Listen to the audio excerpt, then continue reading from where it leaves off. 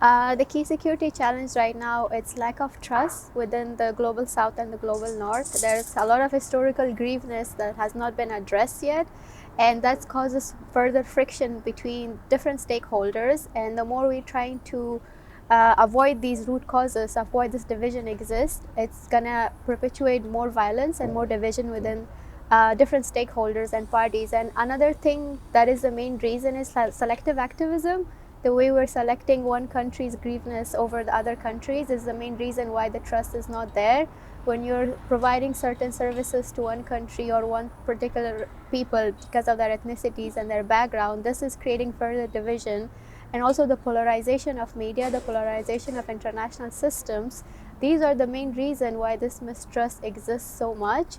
And the sidelining young people from decision-making processes. As a young person, for me to trust the international organization and policymakers and researchers comes from the experiences of being sidelined all the time. And you can see that in the context of Afghanistan right now, where it's been more than 2 years.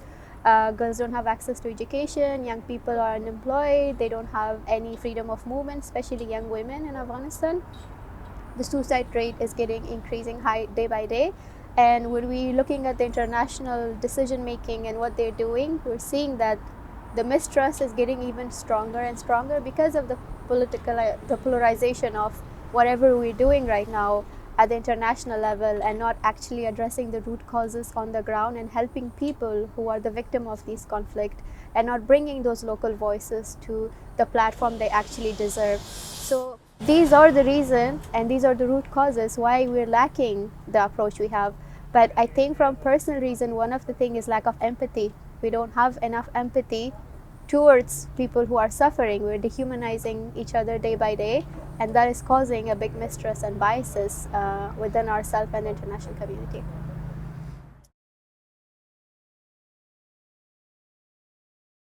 What I would like to see, empathy, more empathy towards each other, active listening towards each other, providing that safe space to address our political grievances, because we have to act like a human with each other, with humanity. And the more we self-reflect our own biases, this includes every stakeholder, including the international system.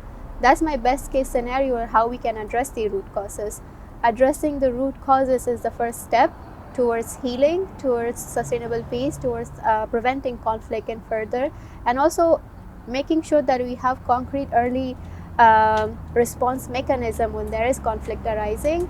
And the best scenario was to always look at these early signs of conflict in any country, in any nation, and have preventive mechanism and responses towards these.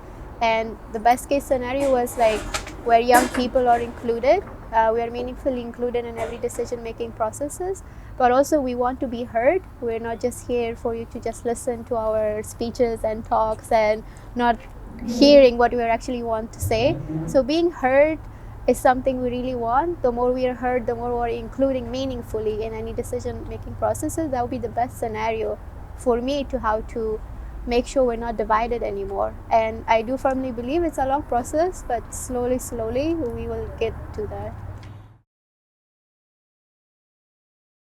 Everyone, from single individual, a civilian, an average person, everywhere, that's the key stakeholders. We all have to take a collective responsibility.